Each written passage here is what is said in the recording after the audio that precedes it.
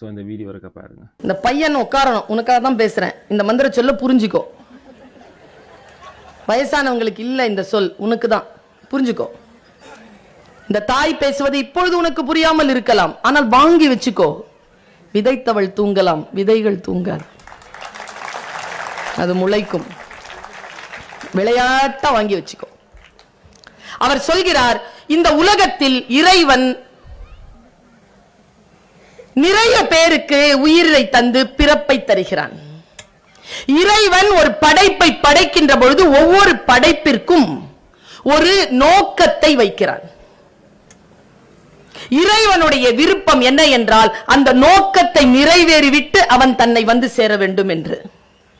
நம்மில் பலர் அந்த நோக்கத்தை ஈடேற்றுவதே இல்லை, செத்து போகிறோம். ஆனால் யார் வெற்றி பெறுகிறார்கள் என்றால் இறைவன் நமக்கு தந்திருக்கக்கூடிய இலக்கை இளமையிலேயே யார் புரிந்து கொள்கிறார்களோ அவர்கள்தான் காலத்தை ஜெயித்து இறைவனுடைய இலக்கை அடைகிறார்கள்.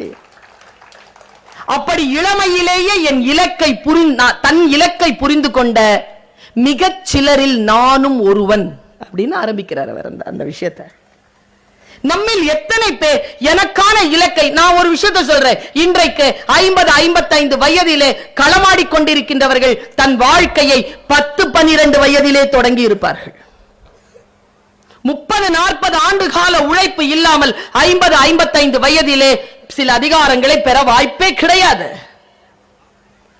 இளமையிலேயே அதை பெற்றுக்கொள்ள வேண்டும் என்கின்ற மந்திர சொல் என்னை வந்து சேர்கிறது.